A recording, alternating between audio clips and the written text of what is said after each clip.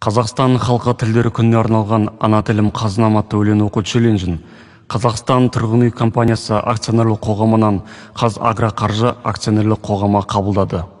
Мағжан Жұмабаев, қазақ тілі.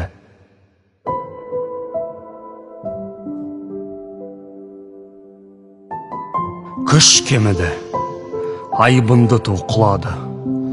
Кеше батыр, бүгін қорқақ бұғады. Еркім тұлған ұшқыр жаны кісенде, қан суынған жүрек солғын соғады. Қыран құстың қос қанаты қырқылды, күндей күшті күркіреген ел тынды. Асқар Алтай, алтын ана есте жоқ, батыр хандар, асқан жандар ұмытылды. Ерлік, елдік, бірлік, қайрат, бақ, ардың, тарих тезде жойды бәрін не бардың. Алтын күннен бағасыз бір белгі боп, нұрлы жұлдыз, бабам тілі, сен қалдың. Жарық көрмей, жатсан дозақ кен тілім, таза, терең, өткір күшті кен тілім. Тарап кеткен балаларынды бауырына, ақ қолмен тарта аларсың сен тілім.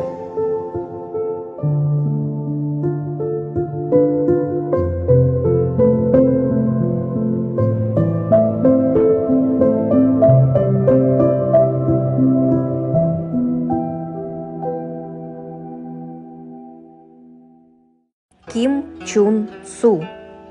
Цветок.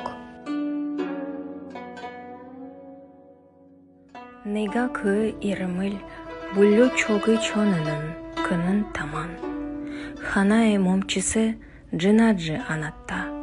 내가 그 이름을 물려주었을 때 그는 나게로 와서 꽃이 되었다.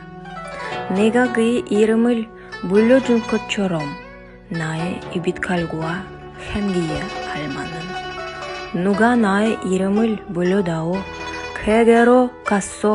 나도 그의 꽃이 되고 싶다. 우리들은 모두 무엇이 되고 싶다. 너는 나에게, 나는 너에게 잊혀지지 않은 눈짓이 되고 싶다.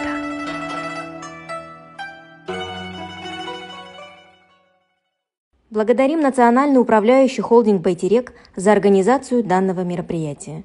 Стихи читали Султангалиев Алишер, Пан Юлия. Передаем эстафету АО «Казана Капитал Менеджмент».